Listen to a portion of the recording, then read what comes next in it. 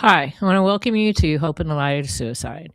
This is a space for honest conversations about suicide loss, prevention, and the resilience it takes to keep going, especially when life is overwhelming. If you're listening while struggling or carrying the weight of loss, please know that you're not alone. And if at any point you feel unsafe or in immediate danger, you can call or text 988 in the United States to reach the Suicide and Crisis Lifeline or your local emergency number. This show is about connection, compassion, and reminding each other that even in the darkest moments, hope can still find its way. Before we get started, and I'm Tammy White, your host. Before we get started, I want to thank our producer at Area 52 Media Group and John Gaston for giving us the time and space to be able to bring this information to you. And of course, our special sponsors who have the guts, I'd say, at this point, to sponsor, a show like this. And that's Dylan Gaston with the mortgage firm. Anything mortgages, she's your gal. I refer her all the time. She's just someone that I totally trust. And also Tammy White Galleries. Anything custom framing, we have special art. We have art that's available for that actually the proceeds go to the foundation and can help support this show. And you can help support this show also if you'd like. So, we're going to take care of some community things before we get into the guts of the show, I would say, which is we're going to be talking about resilience from the heart. But let's take care of some local business because we have a lot of things that are starting to happen. Of course, we have our support groups, which are in person, peer to peer support groups. And our February groups are Spring Hill is February 11th at the NAMI office. We're really grateful for NAMI Hernando for partnering with us with that. And then the Newport Ritchie group is February 19th at the Oasis Coffee Spot. We always want to thank Oasis for giving us the space there. So we also have, I want people to know in this area, in Pasco County, there is a grief. I don't know which one is. Yeah, that's that. Okay. Let's go to the area aging. There's a support group that's for a grief mental health counseling program with the area on aging here. And I think this one is on the east side of Pasco County. So there's the information there. It's through the Elders Affairs of Florida. We were, I was at, oh, I know what it was. We were at our SAFE meeting, and there's been a lot of issues people have been talking about in our groups about our seniors and the grief that they're experiencing, and um, they're they're feeling so alone and still grieving their partners a lot of times. So we were talking about trying to fill that void for them, and there is this one here, and we're working on getting some more information to get out to our assisted living, not just nursing homes, assisted living facilities, to try and conquer that. It's g- g- grief at that age. I mean, it carries so heavy, and we had at our meeting. We had the report from Pasco County Sheriff's the suicides in our community in December.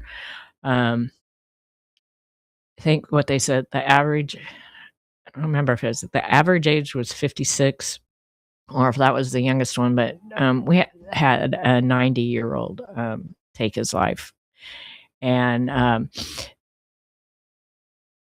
the average age of suicides in Pasco County, I've said it before, are, the 55 and older, around the 60s, and so it's really something that, we're really trying to, work with here in our community.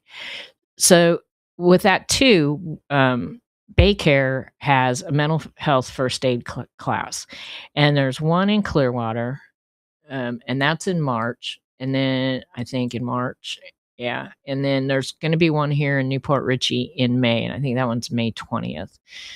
Um, these are really good classes to take. They're free to the public here. You do need to register. It is an all-day class, and you do need to go to the class all day. Believe me, it is well worth it. We partnered with them, a couple years ago, and we had a full class. It's limited to 35 people, and, everybody that came out of the class was just like, "Wow, I learned so much." So, these classes are really, really, really important for the community, and anybody can go. So, I'm gonna keep pushing this until the classes, come, and hopefully, we're working on getting another one, up in Hernando County. So, and also we got the new flyer. We've, talked about this the last several years. I cannot believe it's gonna be the 5th annual Stomp Out Suicide, which is sponsored by, Pasco County Parks and Rec. I'm really proud of these ladies. I'm gonna get them back on the show again, and, so their walk, they switched theirs to May. It's gonna be May 2nd, which is good because I think that's Mental Health Awareness Month, and so that's on the east side of the county. So we've between our walk and, the county parks walk, we've got Pasco covered. We got the spring walk for, Pasco County, Stomp Out Suicide, and then we've got ours, which I'm not supposed to talk about yet, um, in the fall. So I'm really happy about that, and we'll have their, program. I think they're gonna release that in February for their October events. They had great events last October. It runs about 10 or 11 days. All sorts of activities, on both sides of the county. So, I'm really super happy about that. So, another thing, I think that's all the business stuff. Rec recently, a gentleman in our, neighborhood had put on our neighborhood chat, he was giving away a dartboard, and, we used to have a dartboard, and I don't know, I must have given it away after Bobby passed away. So, I went on and, he just lived up the street from me. Jeremiah, I wanna thank you so much. We had darts, specialty darts. Bobby used to play darts. He would play it on a league, and I have the trophies. And, when I was setting up the office for the foundation, his trophies had been in the closet for, like, years. And, I had brought the trophies out of the closet and set them up in, the foundation office. And so when I saw this dartboard and it was free, I contacted Jeremiah and went and picked it up. I can't find our darts. Now, I may have given them away when I did whatever I did with the dartboard, and back then, who knows what I did.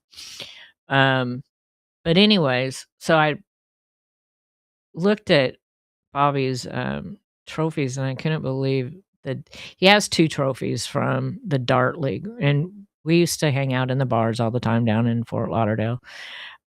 His trophies were dated 1989, and, but I have them out here in the foundation office, just kinda, like, as a reminder. At least they're not sitting in the closet anymore. I think John should do you have a picture of that, John? I hope I sent that. Um, anyways, so I'm gonna set up this there they are. So I'm gonna set up this, dartboard. I don't know. I don't really have a place in the house, which it probably wouldn't be safe for me to do in the house. Um, but I've got a lot of property, so I'm gonna set something up, and, I think it would be just a nice, stress reliever, something to do. So, again, I wanna thank Jeremiah. He gave it away, and plus, I didn't even realize that he had, there was a set of specialty darts that he gave me also. So, if I can't find the ones that we had, which I don't know if they'd be any good by now because they were really old. But, anyways, John says darts are always good. So if I can find him, I'm gonna be kind of upset if I didn't. But if I gave him away, I think I know who I gave him to, and I'll be happy enough with that. Um, but I just think it'll be, something kind of cool to do. And anyways, so that was my thing for the week. Because we've been so busy here. Um, we've been working on, I've been working on a lot of social media, getting stuff out there for people, kind of changing things up around here. And my producer John was down here this week, and we got a lot of stuff done. And I don't know, I'm going to go ahead and say it because we worked really hard, and I've been doing this for days. So you can always find the show on our Hope in the Light of Suicide Facebook page, and wherever else John puts it, which I can never remember every place. But we now have our own YouTube channel. So we're in the process of uploading all of our episodes. But remember, you could still go to because it's going to take me a month to do this. Um, our website to the show page and pull up all the episodes on demand, every one of them.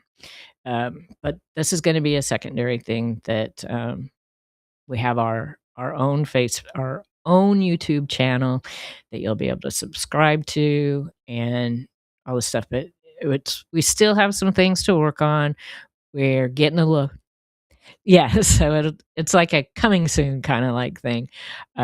We have to redo some of the logos so they fit the YouTube spacing thing and all that, and, I did hear back from my guy who does that, and so that's in the works. Hopefully, we'll have that squared away, but it's still up there. The logos look kinda funny, but I'm really super proud of, the work that we have done, the last few weeks. So, and we still got more to do. So, it's gonna be cool. So, just stick in there with us because it's yeah.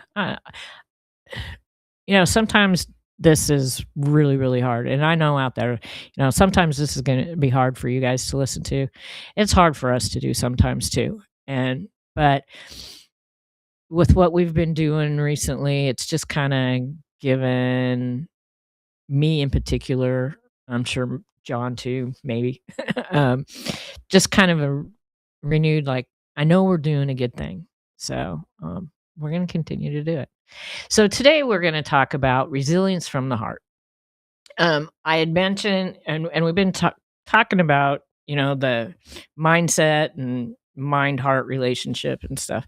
Um, excuse me, the last couple of shows. And, I had mentioned a book in which, of course, I forgot to put it on my desk, um, from Gregg Braden, Resilience from the Heart. It's a longer title than that. But, anyways, um, this book is so good. And I listen to a whole lot of, different things. Um, and it's to help myself. But this book, or I'm kind of like in chapter 2 of it, and it's oh, I don't know how to say it. Well, here, I'll just say it this way. We talked about resilience last week, but it's not the kind that is like stay strong, push through it, hold it together, which that's what most people think. Uh, it doesn't it's like real resilience isn't like forcing us to survive. It comes and I'm learning this so much more, and I'm it's not that it's something new to me per se, but it's like finally like maybe it's clicking. It's comes from the heart. We need to feel what is happening. So for those of us who have lost someone to suicide or those who are struggling right now, this really matters because pain is not the opposite of resilience. Avoiding is pain. So many people that are impacted by suicide feel the pressure to move on, um, to explain their grief or to hide it. And that comes it can come from society, it can come from your friends, it can come from your family. But it doesn't mean you're broken. It means you stayed even when your heart cracked open. You've got to feel it. I mean, you just really do. Because if you don't, believe me, and I have actually seen it in people, how it breaks them from the inside out. It just it destroys you physically, not only emotionally and mentally. That's the book. Um, so Braden explains that the heart plays a powerful role in how we respond to stress, trauma, and fear. And I've always felt this. One of the things, and I've shared before, that I have been afraid of since the very beginning of this journey is that I was going to die from a broken heart. I know it's a real thing, and I didn't want to do that. But that was not only my fear of just going through day to day life and trying to navigate this new journey that I'm on, but that I was gonna die from a broken heart. But the brain and the heart work together. And when we feel safe enough to breathe, to connect, and to be honest, we can calm our body. And when our body is calm, hope has room to return. Huh, there's that word again. That's what so much of our stuff. What is it? Art for hope. Pasca walk for hope. Hope in the light of suicide.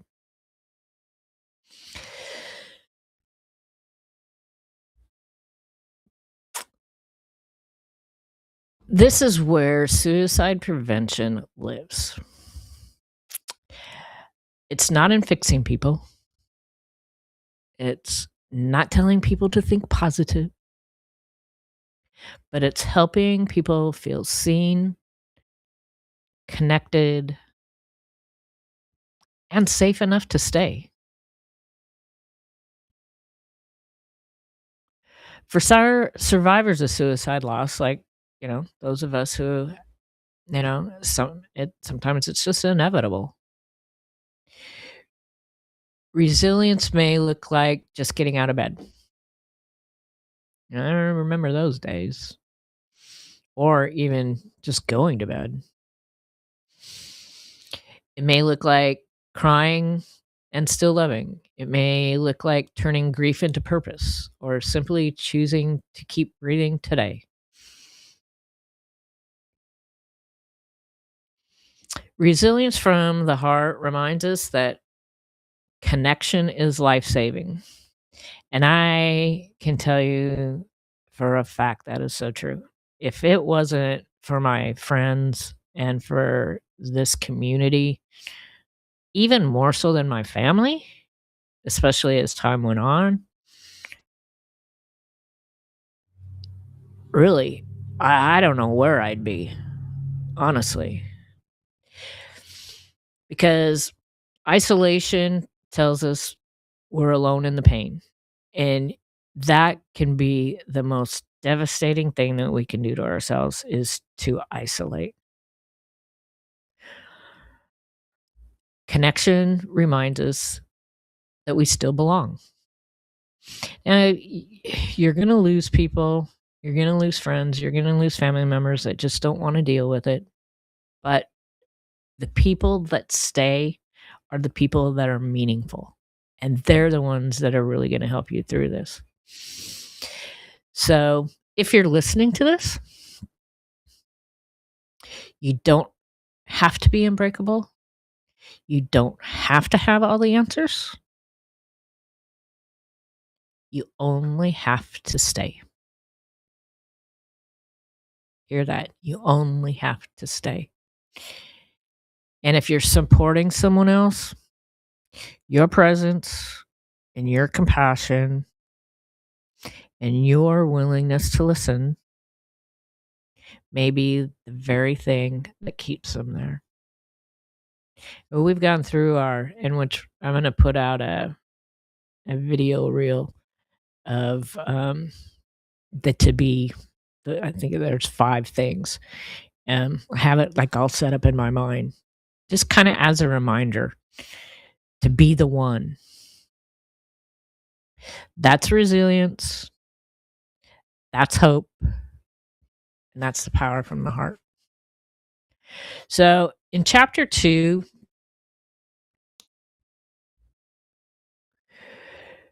Gregg says that, resilience, it doesn't come from the mind.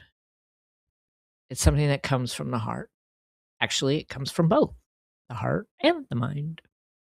It challenges the idea that resilience means toughing it out or pushing pain away. Instead, true resilience comes from our ability to feel deeply, to stay connected, and to find meaning even in our most extreme experiences. I've had like 3 major things in my life. One which I don't really talk about, haven't shared that much. I've shared my first husband's sudden death. Gosh, we're coming up 39 years ago. And this one here with Bobby. This one has by far been the toughest. But that's why, and it hasn't always been all my doing. It's been the people that I've surrounded myself with that has helped me do what I am doing now. Starting the foundation, having our first fundraiser, Art for a Hope. Delynn was very instrumental in that. She was the first person that I told about it. And we ran with it. This whole thing is what has helped me navigate this whole thing. So, as I'm reading this book, Braden explains that the heart it's just not an emotional symbol. It's it's a biological and energetic center that influences how we respond to stress, trauma, grief, and loss. It's just not a brain thing, which some people think it is because, that's where they say, oh, you just gotta, persevere, move forward. That's not what it is. When the heart and brain are in coherence, that means they're working together, and that's the best way. We are better able to regulate our fear, reduce overwhelm, and make life-preserving choices. Resilience in this, viewing resilience this way isn't about avoiding suffering. You have to acknowledge it. You have to acknowledge the pain. You have to acknowledge the trauma. It's about learning how to move through it without losing ourselves. And that's a difficult thing to do. So I'm going to go through these key points and then we're going to finish this up probably not next week, probably the following week because I have a guest next week. So here are some key ideas. Pain is not the opposite of resilience, avoidance is. The heart helps regulate survival responses. Connection is a life saving force. Meaning transforms suffering. Just think about those a little bit. Think about this. Think about this for the next couple of weeks.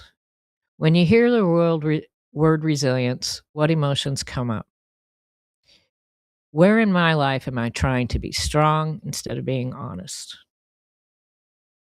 What does resilience from the heart look like for me today? Today, not someday. How might compassion for myself or for others be a form of suicide prevention? So, as we close today's episode, first, let's get our quote for today. I think it's a pretty good one, except I can't read it. Hope doesn't always arrive as a solution. Sometimes it arrives as strength to take the next breath. There.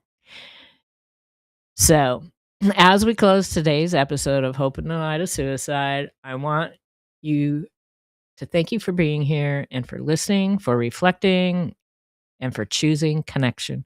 If today's conversation stirred something up for you, please don't carry it alone.